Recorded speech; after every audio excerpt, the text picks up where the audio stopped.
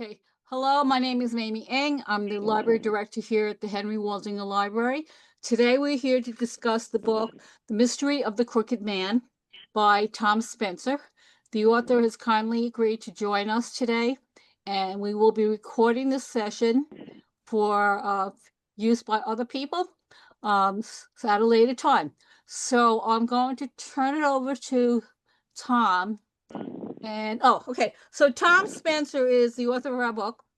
You Hi. may have read from some of the information that he's writing that as under a pen name, and he will go and discuss and talk to you about his background and how he came to write this book. Okay. Yeah. Okay. Sure. Hi. Well, thank you so much for having me. Yeah, you can see my real name on the screen here, which is Tom Perrin, not Tom Spencer, but I wrote the book under a pseudonym. Um, and yeah, as you may be able to hear, I'm originally from England, from just north of London. Um, and I moved to the US in 2004. I came here to do my PhD at the University of Chicago, which I got in 2011. And that same year, I started teaching where I live now in Alabama, Montgomery, Alabama. So that's where I'm zooming in from today. And I really, I teach at a sort of teaching college. It's not really a research institution. And so, I wanted to kind of make use of the freedom that an institution like that gives me to write whatever I want, really. So I didn't have to write an academic book. So I thought, well, what would I really like to write? And then I thought, well, what do I really like to read? And I really like to read mysteries. And so I thought, well, this is what I'd really like to write. Um, so that's what I did. I'd spent a good couple of years writing it. I think I started in 2020 or 2021, and then I was shopping around for an agent in probably 23. It was published in England in April of 24, and it was published in the US in April of 25 or May of 25. I forget which exactly now. Um, yeah, I can talk more about the story of writing it, but that's the sort of basic story of how I came to do it. Based on your main character, so I assume that you are an Agatha Christie fan Yes, and yes, and you there's grew up obviously on her. yeah, and the book is obviously filled with references to Agatha Christie, and a lot of the character names are pilfered from Agatha Christie. I have to say I really enjoyed that one reference to the opening of the televised Miss Yeah, Marple. yes, yes. That was just because I've watched them all, Hmm. and I've read some Agatha Christie, etc. But that opening is exactly like that. Yes, It's a sweet, idyllic English village, the kind of fantasy that everybody has. yes, Then yes, something awful happens. yes. Oh, I'm glad you like that because I think that's probably my favorite passage in the book, actually. That really sums up the appeal of Agatha Christie for me. Yes, and I have to, I have to say a couple of things. One is you did capture that feeling of underlying unease and sort of walking on marshland Yeah, okay. in some of in a lot of the book, and at the end when it's revealed who did it, I thought, how stupid am I? Because they're, from the very beginning, the crooked man. How could anyone else know about the crooked man? Yes. And all of a sudden the crooked man starts appearing. It had to be somebody who knew her as a child Hmm. and knew about these fears. So, but so yeah, it was a twist, and the twist really caught me. But when I like mystery novels also, but I don't like them so much for the convoluted plots. And sometimes I find myself watching Brit Mysteries on TV, the Uh-huh. Yeah. PBS Brit Mysteries or Acorn or whatever. Yeah. And and what I care about are the characters. Mm. And you had some very interesting characters and some very appealing and readable characters in there. Not, of course, Agatha was. I hope she's appealing under the surface. I mean, she's awful, obviously, but I hope she's redeemed by the end a little bit. Oh yeah. I mean, she's never going to be. I would never want to live with anybody like that. But by the end, nobody ever does a 180 change. I don't believe that's No. possible. But Agatha shifted a few degrees, and that's really all it took to make her palatable. Yes. So that was entertaining. And I have to say also, even though there's a big part of me that doesn't like Nancy, Mhm. people like Nancy, I really liked Nancy. It was sort of Yeah. like, if you accept Nancy for who she is, Yeah. and what she is, then she is very likable within this box. Yes. So, and the friendship that almost evolved between Agatha and Nancy was Sure. Yeah. that I liked a lot. That was good. With the twists and turns, I mean, I know, I read when I was younger, I read a lot of the Agatha Christie books. So Mm. was that something like was in the background when you were plotting out your book, that Agatha Christie normally had a twist and turn? Are you heading for that, scenario too? Yeah, I think so. I mean, the plotting of it was an interesting process. I started out, I read A Murder is Announced, and I made a spreadsheet, and I went chapter by chapter, and I was like, where is each clue introduced? Where is the twist? Where do we? And I thought that that's how I could plot out my mystery novel, by sort of following a blueprint, and that ended up not working at all. I ended up having, as Susan said, to be guided by the characters. That it had the things that happened had to flow from the characters. And so my initial thought about sort of plotting it out on a grid didn't really work out. And I ended up in a process where I would sort of plot it out and write some, and then have to change it and go back and kind of replot it. Yeah. It was definitely an evolving thing. Which now I'm writing a sequel to it, and that's proving very frustrating, because I want to just sort of get it plotted out and just follow the plan I created for myself. And once again, it doesn't seem to work like that. It's the characters don't want to do the things that I plotted out for them to do.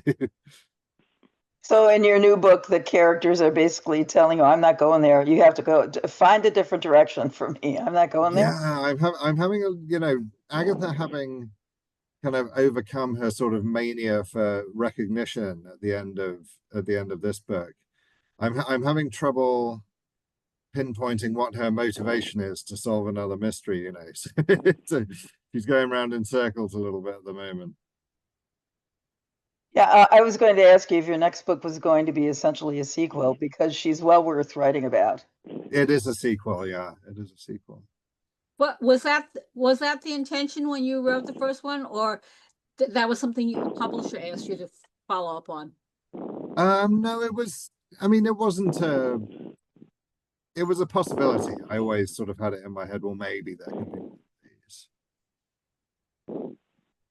I And also have a I star. approached. Sorry, go ahead. I have a star for your book when it hits Netflix. The women, did you ever see the series Fisk? No.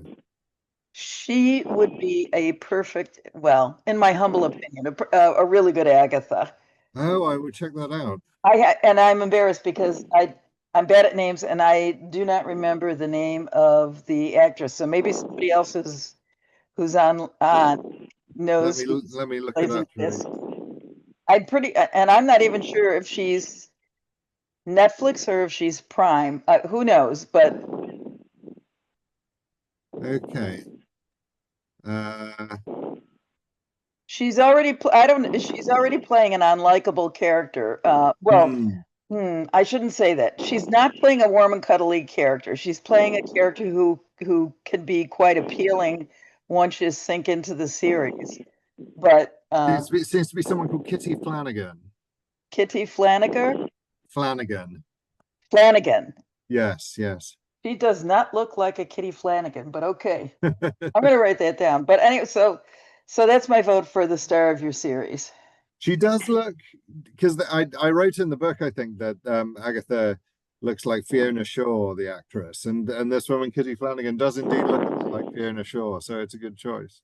Yeah, yeah, and plus she looks more depressed than Fiona Shaw, so I think that would work.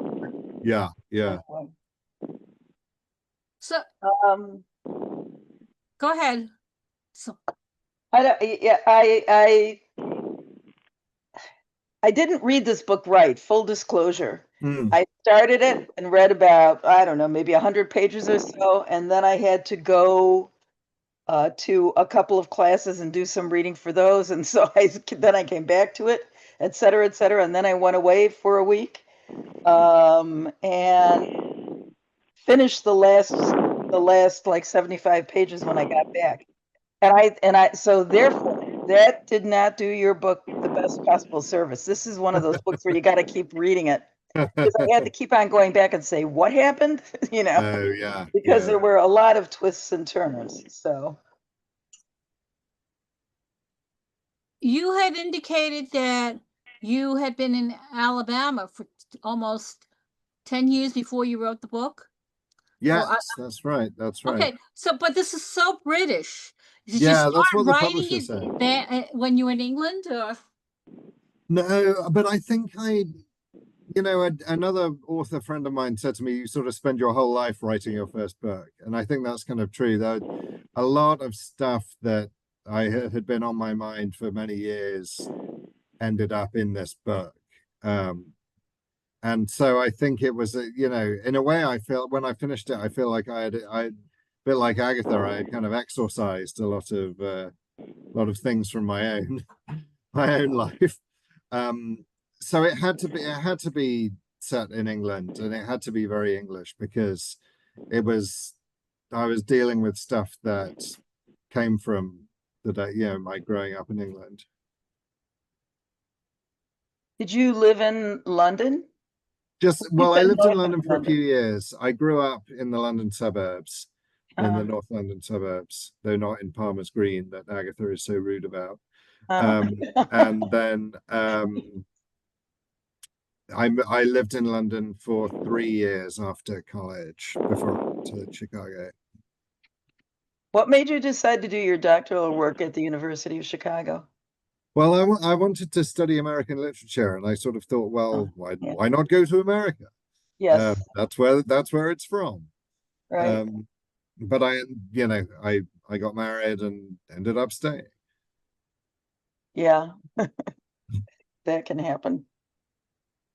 Are you planning on going back now to England, or are you now? Would you consider yourself displaced Alabama? Yeah, I don't know. I mean, with everything going on in this country, you sort of fantasize about going back sometimes. But Yeah.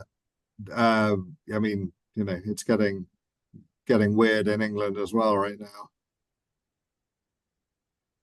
And of course, we have a whole life here. I mean, we have jobs, and we have kids, and we have a house, and we have animals. And I think it would be very hard to dismantle that life and go back. Speaking of your life and things that you've done, you were a college administrator for a few years, quite some time.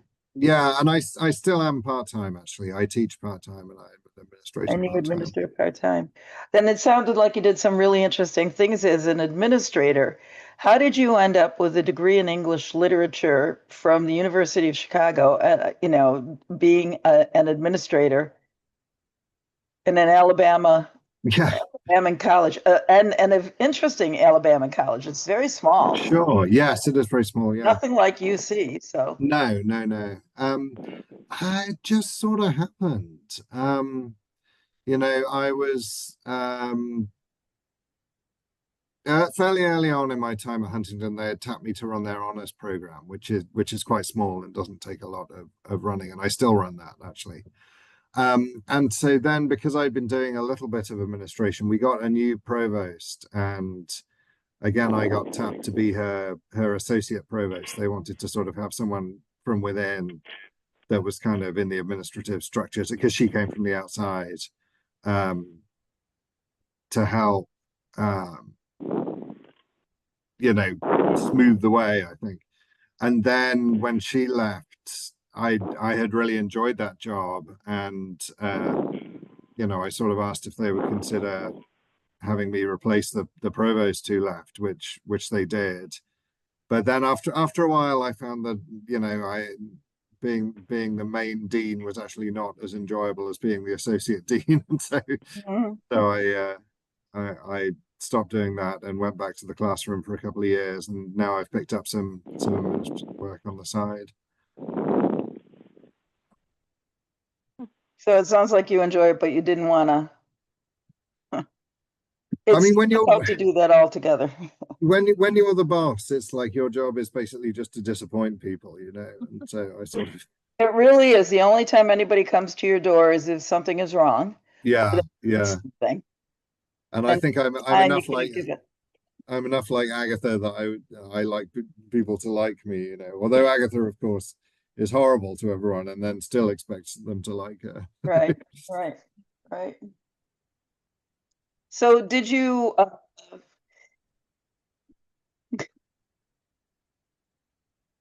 did Agatha spring full blown from your brain, or did you have a couple of models for Agatha in your life? I don't think I mean, I think in a lot of ways my model was myself. Although obviously Agatha's a woman. But yeah, she has a lot of my traits, although sort of without, she's me if I didn't care about kind of social niceties and offending people and that kind of thing in some ways. A sort of exaggerated, a caricature version of a version of me in a way.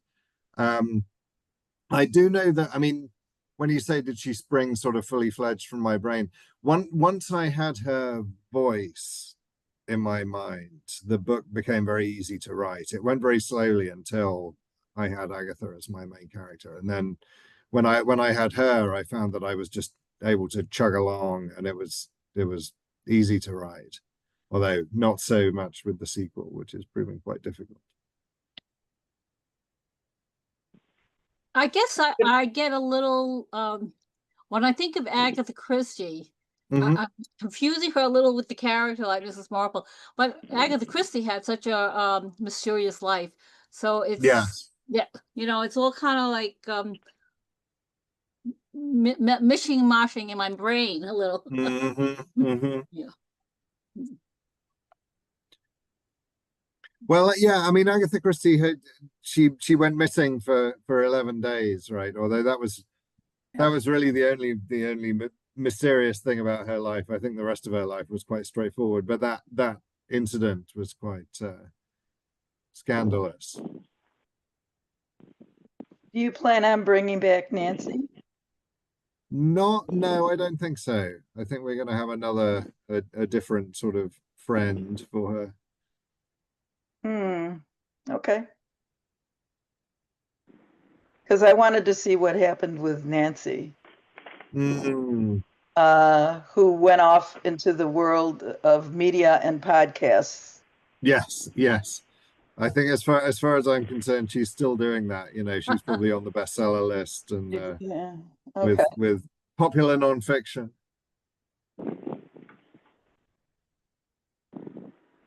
And have you thought about having Agatha write? Writing. Interesting. She's got such an interesting brain. What might she produce and expect that people would actually read and like, and people might just be, what is she talking about? Yeah, I think she's too insecure to write anything for herself. I mean, that's where her misanthropy comes from, is her sort of deep insecurity. And I don't think she's brave enough to write anything. maybe not for people to see, but if people stumbled upon something that she wrote. I mean, That's true. she went back to the publishing house, Yeah. right? And she's got a certain niche, and she's supposed to find certain things now, but and do and she has a niche job, but I will bet any money that her niche job allows her time to do something on the side. Mm, Anyway, maybe. I guess I guess I really do like Agatha. I'm a little confused about what when did you start the story? What year did story start in your mind? When's it set, you mean? It's round about the present. I did have a very clear idea, but I've kind of forgotten. I think it's a few, and I sort of left out COVID. I didn't worry about that happening. Probably, I don't know. I think I was envisaging it happening around 2018 sort of time. Okay. Because that media thing is so current, but I didn't sense the book was that recently, the start of the book was that recent. So this Hmm. is so you're saying it was not 2018, and if you skip all those COVID years, which basically we can all skip. Yeah. Yeah, okay, that makes sense. All right. I don't know. I would love to see how Agatha handled COVID, aside from having a truck full of gin, in the Yes, back of yes, her yes. apartment. Yeah, she probably would have just drunk her way through it.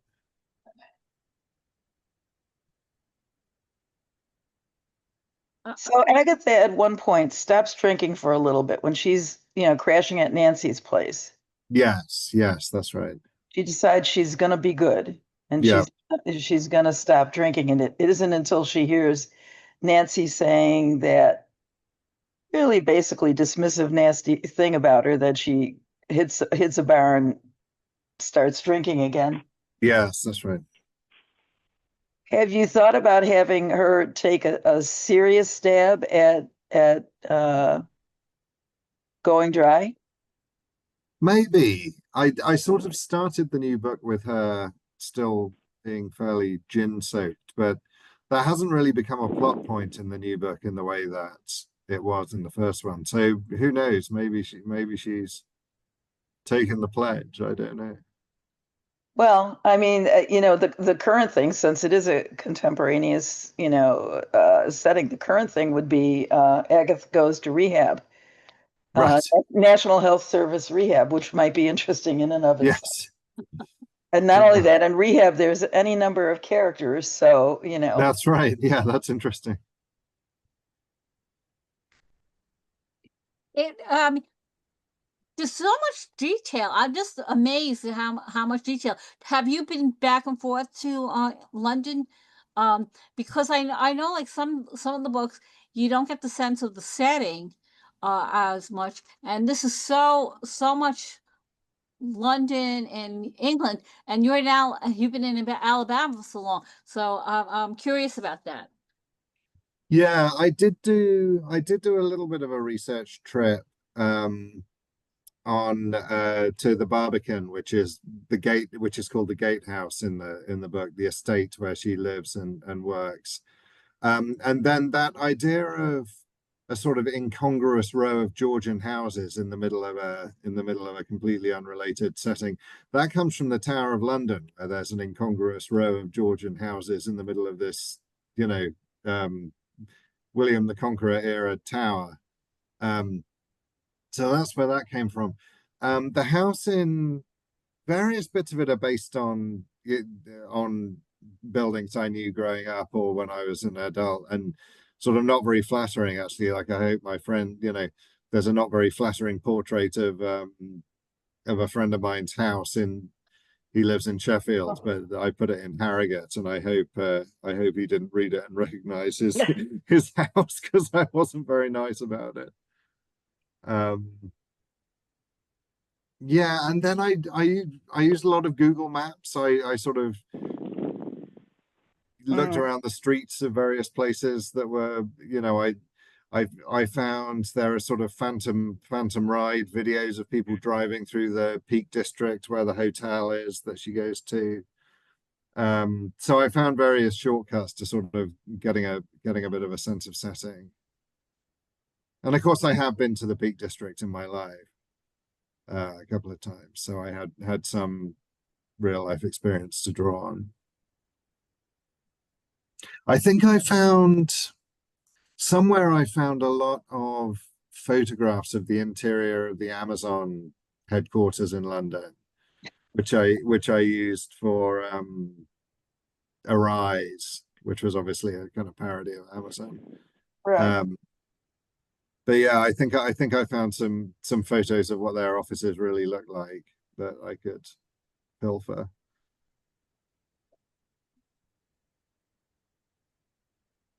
Well, Arise did make a good big giant villain. Yeah, right. And you could see, well, murders coming out of Amazon, it's not such a far stretch. So I guess out of Arise. Yeah. Yeah. Why did you decide to write under a pseudonym? It may have been in this information that we were given and I read it, but if I forgot, I apologize. But why did you decide to use a pseudonym? I think when I was first starting trying to do creative writing some years ago, and I was writing short stories, I just found it very difficult to get started. And I thought, well, if I could sort of fool myself into thinking I was somebody else, Oh, it might kind of come easier, you know. And then I just stuck with the name. And Spencer comes from the British artist Stanley Spencer, who I really like. Uh, he's a I visual artist? yes, yeah, he's a painter. Yeah. Huh. Um, I don't think my work is especially like Stanley Spencer's work, but in the moment when I was picking a pseudonym, that sort of came to mind. Okay. Now you said that this book got published in Britain first, or Yes, that's right. Yeah. and then did they have to do editing when it comes to America though? No, they just reproduce. So it's got the punctuation is all British style. If you look at it, if you notice, they just took the British. I think it was even the same paper. It was the same book as the British paperback. They just shipped some over to the US. 'Cause But I was I very know lucky to get the write up in the New York Times. That really, I think that really helped people hear of it in the US, and I think I ended up getting much bigger sales over here because of that than I would have otherwise. Because the US arm of my publishing house is a tiny little indie publisher, and I don't think I would have. I don't think a lot of people would have bought it had it not been picked up by the Times. the indie house in the United States is small. Yes, yeah. Oh, it's a bigger publisher in England. Yeah, I mean, still independent, but bigger. So it's not one of the big five? Like, No, it's Pushkin, who are a sort of oh, Pushkin. Okay, yeah. no, no, very respectable independent publisher. Well, Agatha would settle for no less. Now, Agatha would like being published by Pushkin, I think. Yes. Yes.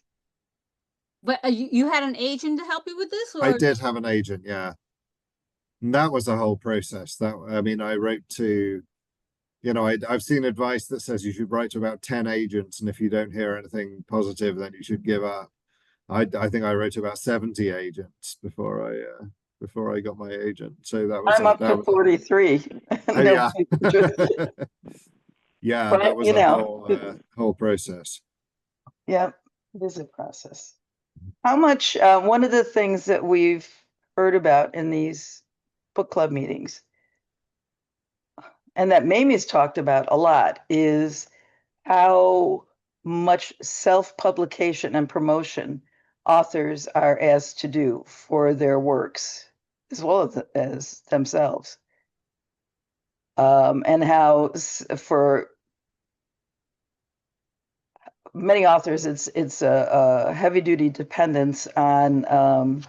I mean, not everybody gets a positive New York Times review. Not everybody is even heard of by the Times. So for many authors, it's a huge dependence on social media, and how many people can you reach? Well, Did you I find that I at was all? not I was not a success on social media at all. I mean, I had, I don't know, maybe 200 friends on Facebook who engaged with my, I would post religiously about it on Facebook and Twitter. Then I gave up Twitter and went to Blue Sky. Um, This guy, yeah. but I never got very much in the way of engagement on Twitter or Blue Sky, and I don't have Instagram, so that. But I didn't really get pressure from the publisher to self-promote in that way. I think they understood that you can't build a huge social media following from nothing if you don't already have one. Right. Um, But so I this is so something, they yeah. no, I was just going to say this is something else Agatha would like, that you weren't dependent on that and that Yeah, you, yeah, yeah, yeah. that you didn't do that.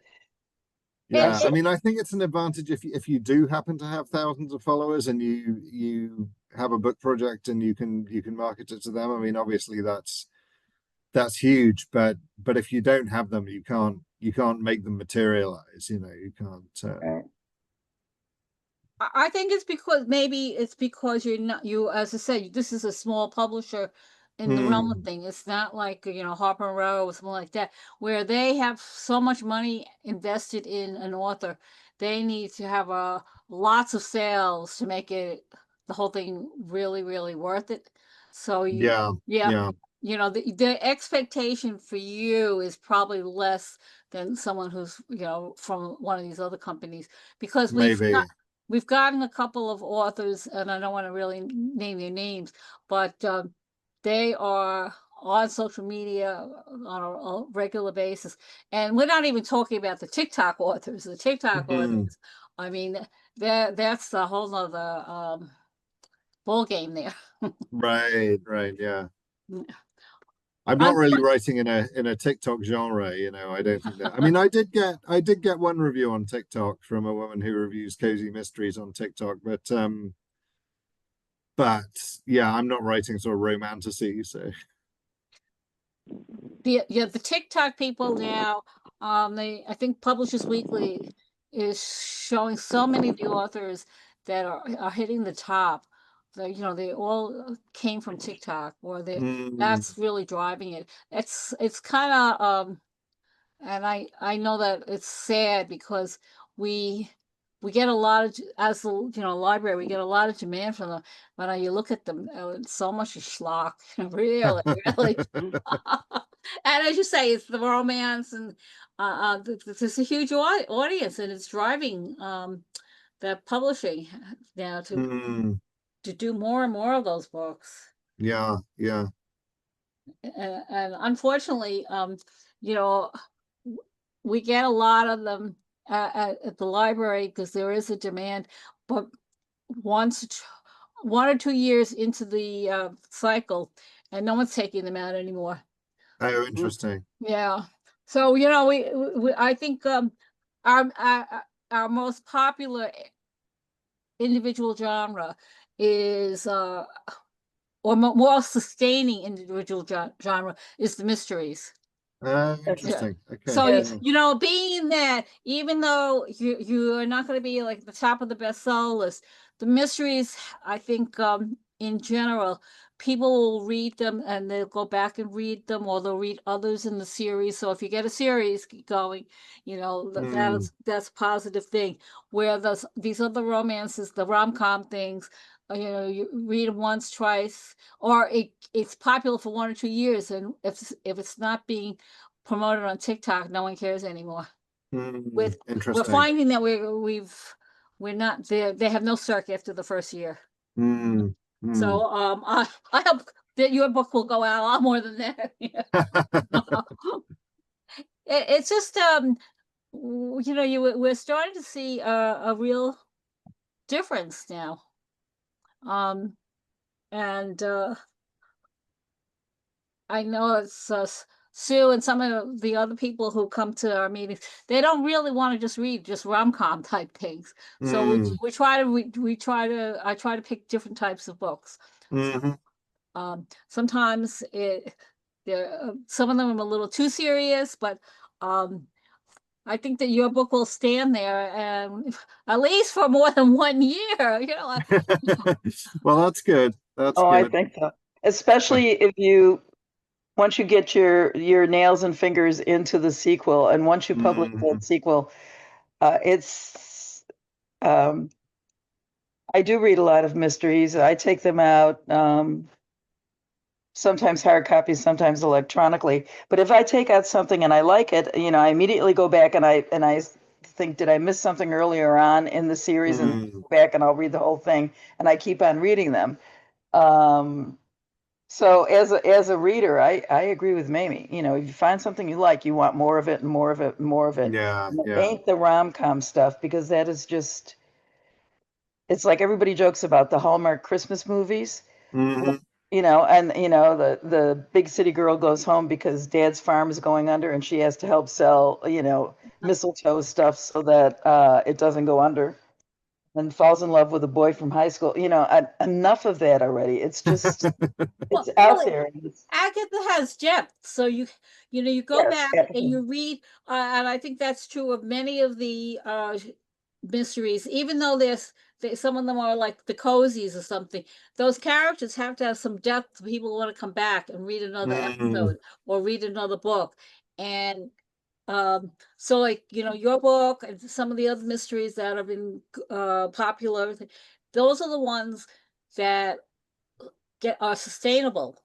But Mm. so many of these other things that are on TikTok are, read it once, wham bam, and then it's done. And you move on to the next story. Most of those characters don't have any depth. Mm. It's very it's like a 5 minute gratification and then you're finished. Mm. So we look when we're looking at a book like yours, there's got to be more to it, and there is more to this book. As some of those characters um were kind of like very unlikable, and then like I mean, you want to know more about some of them, and you have what was it, real feelings about them. You like them, you don't. yes. Yeah, and that's what really adds to a book, not just Mm. because they existed and they walk through the pages. And that's a trend in some of the newer type of books that are contemporary stuff is like that. Mm. So Well, that's good because I mean, even though it's a cozy mystery, which is obviously in some ways a sort of formulaic genre, I put a lot into it. I put a lot of myself into it, so it's good to hear that some of that kind of shines through. yeah. Well, Agatha, back to Agatha, she evolved somewhat in this book, and Yes, yes. and I am really curious to see how she evolves in the next book. And that's why I asked about Nancy, because I thought you can't just leave Nancy where she is. She's too smart, too energetic to remain this superficial, Oh. achiever, hyper achiever. Something has to happen to her. Mm. I'm not sure what, but something's got to happen to her. Or She's got to unexpectedly develop a strong friendship for somebody that's not transactional, like Mm. she's something has to happen to her. Well, all right. I'll think about Uh, uh, whether we could bring her back. Yeah, I leave it in your capable hands. yeah, as an author, I'm Jill. Hi. Like someone, she keeps bringing up Nancy. Mm. Sometimes you hear authors say, when you go to interviews and that, do people ask you or say, can you write more about this character? Then do you Mm. change your next book and focus, let's say, on Nancy? Like if your people want it, if your readers want that character, Yeah, do you that's go, interesting. I mean, this is the first time I've had anybody ask me for more Nancy. yeah, I can hear that. Yeah, but But you know, either you read for a plot or character driven. I like to Yeah. read character driven. Yeah. I think that your book, you know, honestly, I go to Barnes and Noble and libraries, and Barnes and Noble has it right out. You can't Oh, miss good. it. That's Yeah. good. So it's right facing you. It's not on the shelf the other way. But I'll tell them, you know, I'll mention it. Yeah. But it reminds me, I think once you get underfoot, this is my opinion as a reader, it's going to be like the Thursday Murder Club. Yeah, once people, it's word of mouth in that. Yeah. I think Yeah. you're going to be surprised. Well, I hope so. That would be lovely. I mean, they've certainly marketed it kind of like the Thursday Murder Club, right? The cover is Yeah. very Thursday Yeah. Murder Club-esque. I could be wrong, but as a reader, that's what I'm seeing. You know, we're very, in America, we're very, you know, we like if somebody gets in your hands, like Yeah. Colleen Hoover, everybody talks about it. We're very funny like that, as Americans, I think. But, Well, that would, yeah, like I say, that would be I have a feeling, I don't know why, since listening to you. Was your British cover the same, or is this a total? Yeah, no, the British cover was the same. And like I say, I think it's literally the same book. I think they Because That's unusual. Yeah, right? We've Usually had the authors, British. yeah, that they've had changes because I think we had an author that was from India, and her cover, she said, in India was very different from the one in the United Right. States. are. Yeah, so I guess since this is an English speaking country, you know, and we're an English speaking country, it didn't have to worry about. I think it was a social, like something in their custom. They didn't like the cover, or so they changed it in the United States, or vice versa. Yeah. I mean, I suppose it makes sense because the cover of those Thursday Murder Club books is the same in the UK and here. So if they're trying to model it after those, they didn't have to change the cover for here because those books look the same. The branding is very important for something like that. Yes, yes. So you may have to consider whoever did your artwork, they have to start thinking about the branding for the next one. Yes, yes, yes. Yeah.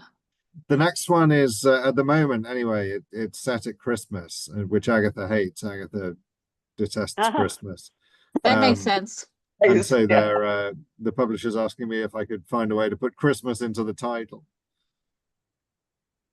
Huh. Which I think is a branding thing. There's a lot of Christmas mysteries out there. Yeah. But that's true. I mean, even like really, really successful authors like Anne Perry and something, they all did their little Christmas novella type thing. But I don't think your book is going to I can't see it being reduced to that. So you're gonna have to have a full-fledged mystery. Yes, yes, yeah. But I know a number of the authors, they would do these little novellas and for Christmas, because it's a nice thing for buying as a gift. Yeah. In general, they don't they do sell, but they don't go out Yeah. after a while because Interesting. there isn't enough depth in those books. So we found, like, you know, Anne Perry did that, and there was somebody else who did, every year she did a Christmas book. And by the next Christmas, we were on the verge of throwing out the one before. Oh, right. No one read it after that season, you know. So, you know, that's not the. I don't think that it was. They were too superficial. So your book is not going to be. Even if you get the name Christmas in there, it's not going to be a superficial look.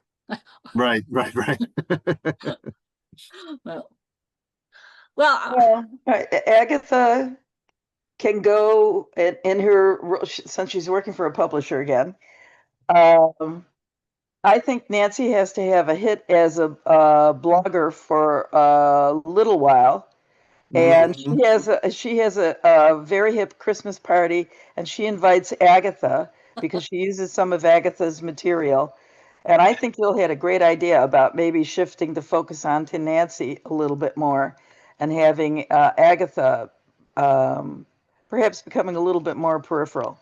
And I'll shut up Oh, now. It's not my book. I do Yeah. like the idea of Agatha having to go to Nancy's Christmas Yeah, party. that's a great Yes. idea. That's right.